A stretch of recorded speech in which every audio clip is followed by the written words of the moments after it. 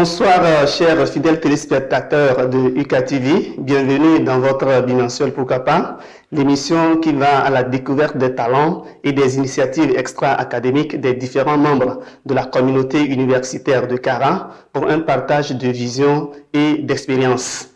Les hépatites constituent un problème de santé publique. À l'occasion de la journée mondiale de la lutte contre les hépatites, l'association des étudiants en médecine, en pharmacie et en endostomatologie ont bien voulu participer à la lutte contre ce mal en initiant une série d'activités au sein de l'université de Kara. Nous les recevons pour plus d'informations sur les hépatites.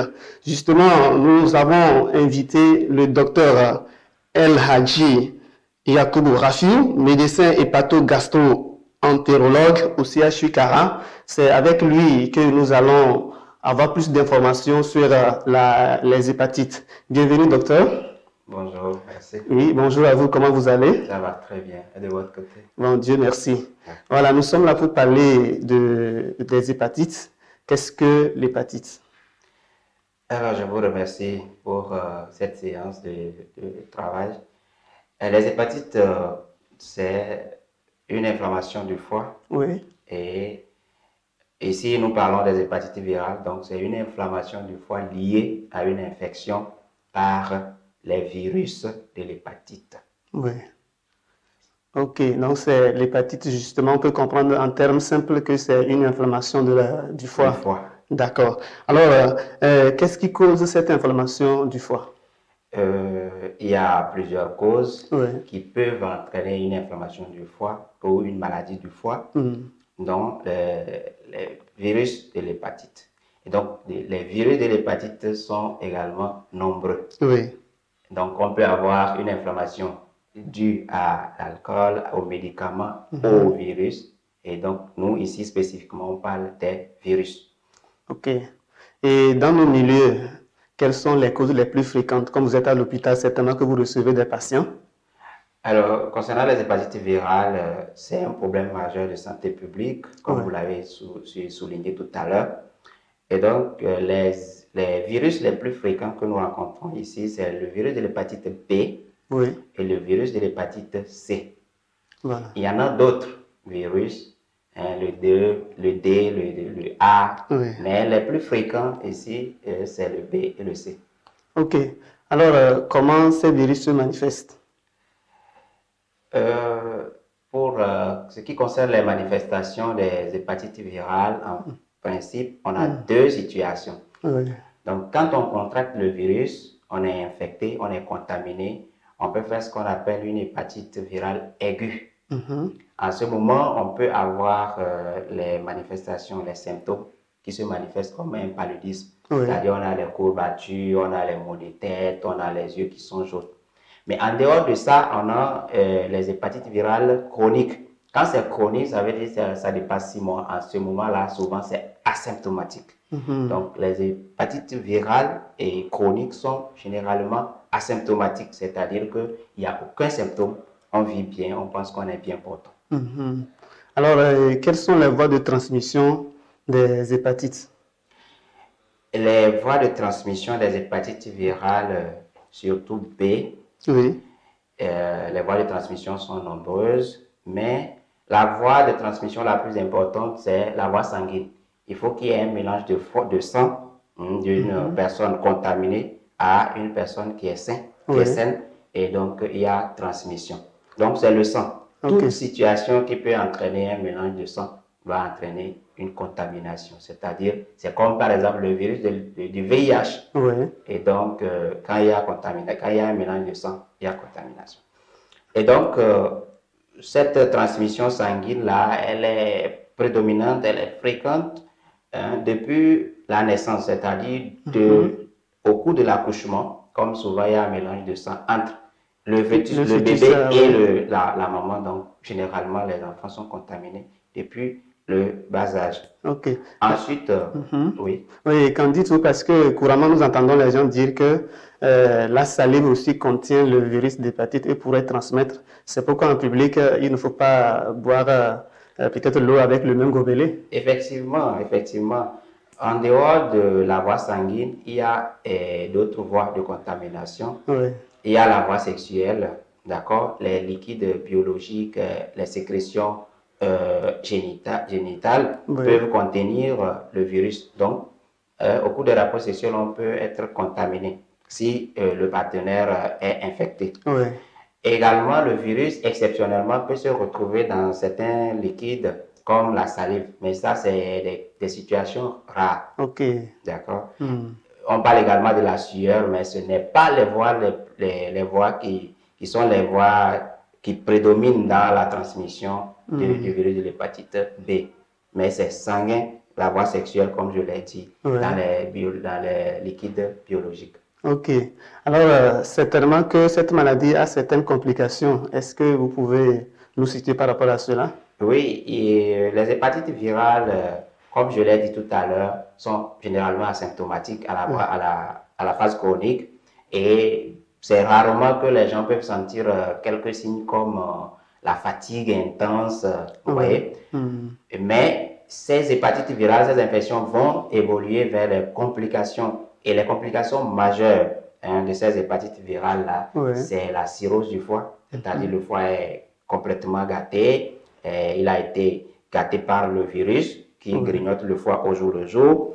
Et à un moment donné, on sera à un stade de cirrhose du foie. C'est à ce moment-là qu'on voit qu'on a les yeux chauds, on a le ventre qui est ballonné, il y a de l'eau dans le ventre, dans les pieds. C'est à ce moment qu'on parle de cirrhose. Ça, c'est une complication majeure des hépatites virales. Et l'autre complication majeure, plus grave, c'est le cancer du foie. Et donc, ce cancer du foie va faire que le foie est gros, il est dur et en ce moment-là, il est complètement gâté. Et donc, on est affaibli par la maladie et c'est le décès qui survient. D'accord. Dans tout ce que vous avez essayé de nous décrire, est-ce qu'on peut guérir ce mal? Si oui, qui peut prendre en charge un patient malade des hépatites? Alors, merci pour la question. Effectivement, on peut guérir de ces hépatites-là, ou du moins essayer d'empêcher l'évolution vers les complications dont je viens de parler tout à l'heure. Et c'est quand on se lève tôt, qu'on fait un dépistage, qu'on sait qu'on est malade, qu'on est porteur du virus de l'hépatite B ou C, qu'on s'adresse à un spécialiste qui vous prend en charge et, si possible, qui vous met sous traitement, sous médicaments. Et en ce moment-là, ça va évoluer, ça va éviter l'évolution vers les complications. Et s'il y a déjà des complications, il faut également suivre ces complications-là pour éviter l'aggravation de ces complications. Donc, c'est le spécialiste du foie, c'est-à-dire les pathologues, les pathogastro-entérologues, qui prend en charge le problème des hépatites virales. OK. À Cara, on peut les trouver à quel niveau? Oui, à Cara, bon, nous sommes deux spécialistes, hépatogastro-entérologues, et nous sommes au CHU de Cara. D'accord. OK, merci. Maintenant, pour prévenir le mal, c'est certainement qu'il y a des moyens de prévention. Alors, est-ce que vous pouvez nous donner quelques moyens de prévention pour que cela, qu'on n'arrive pas à la complication? Oui, oui, il y a les moyens de prévention et qui sont d'ailleurs importants à savoir. C'est ce qui évitera l'infection ou la contamination de ces virus, qui sont en quelque sorte les IST, les infections sexuellement transmissibles. Donc, mais il faut dire quand même que le moyen de prévention le plus sûr, le plus sécurisant, c'est le vaccin contre le virus. Et là, c'est le virus de l'hépatite B seul qui dispose d'un vaccin, pas les autres virus, pas le virus de l'hépatite C.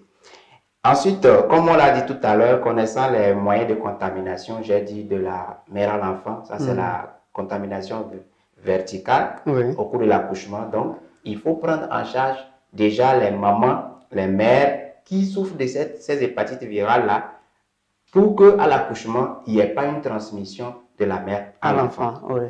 Ensuite, il faut dépister, quand il y a une personne qui souffre de l'hépatite B ou C, il faut dépister son entourage, d'accord? Il faut faire le dépistage et voir ceux qui ne sont pas contaminés et les vacciner tôt pour éviter donc la transmission de la personne infectée vers donc les personnes saines.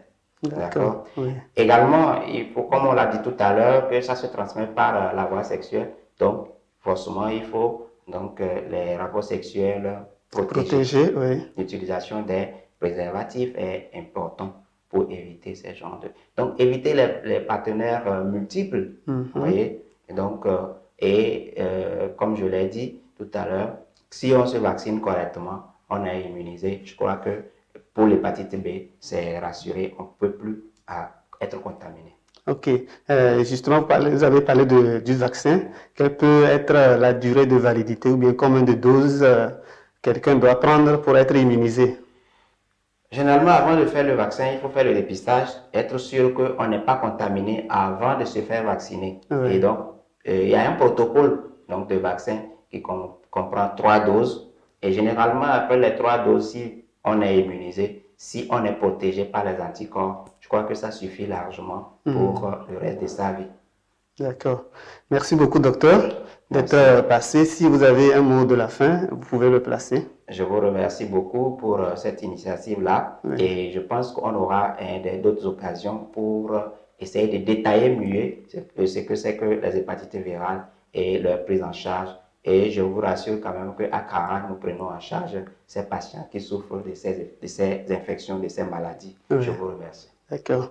Encore une fois, merci à l'Association des étudiants en médecine et en pharmacie de l'Université de Cara qui nous ont apporté un certain nombre d'informations sur les hépatites, notamment les causes, les manifestations et la prévention. Chers téléspectateurs, merci pour votre aimable attention. Nous allons nous retrouver dans 2 semaines pour une nouvelle émission. D'ici là, que Dieu vous garde en bonne forme et que Dieu bénisse l'Université de Cara.